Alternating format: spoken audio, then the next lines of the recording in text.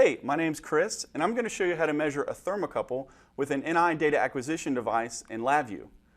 Thermocouples are commonly used temperature sensors because of their ability to measure wide temperature ranges and because they're inexpensive.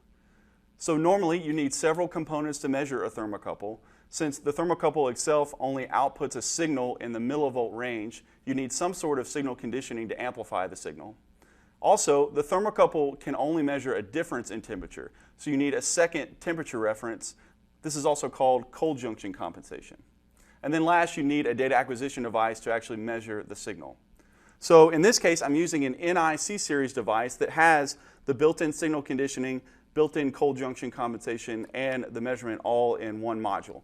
So I'm going to go ahead and plug this up to my C-series USB sleeve here, and then this is connected back to the computer through the USB port. And then I'm going to switch over to the computer here and launch LabVIEW and start a blank VI. And over here on the block diagram, I'll right-click, go to Input, and we're going to add a DAC assistant. And so this is a step-by-step wizard that allows me to set up my measurement. So we're going to choose Acquire Signals, Analog Input, Temperature, and we can see the setting for thermocouple here.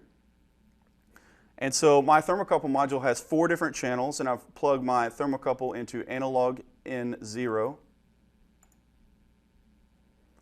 And then we have a couple more settings here. We can set the signal input range.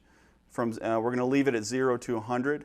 We can also change the units from degrees Celsius to Fahrenheit. We can set the thermocouple type. In this case, we're using a J-type thermocouple. And as we said, the module has built-in cold junction compensation, so we can change that to built-in. And that's all we have to do. We'll hit OK. So each time the DAC assistant is called, it's going to output one signal. And since we want to continually acquire a measurement, we're going to right-click the block diagram, go to Execution Control, and drag a while loop around it. And then we also want to control how often we take a sample. So we can right-click, again go to Execution Control, and then Time Delay. And so we'll leave that at the default of 1 second. And so this way, we take one sample every 1 second. The last thing we need to do is graph our data. So we'll right-click on the front panel this time, go to Graph Indicator, and select Waveform Chart. And you'll see the terminal for the chart on the block diagram.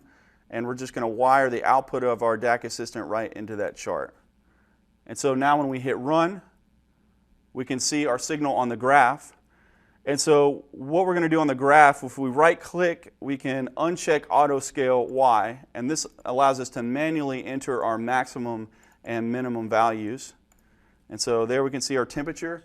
And over here I've got a cup of ice water, and so if I stir around the thermocouple in the ice water, we can see the temperature start to drop on the chart there. And so that's how you measure a thermocouple with an NI data acquisition device in LabVIEW.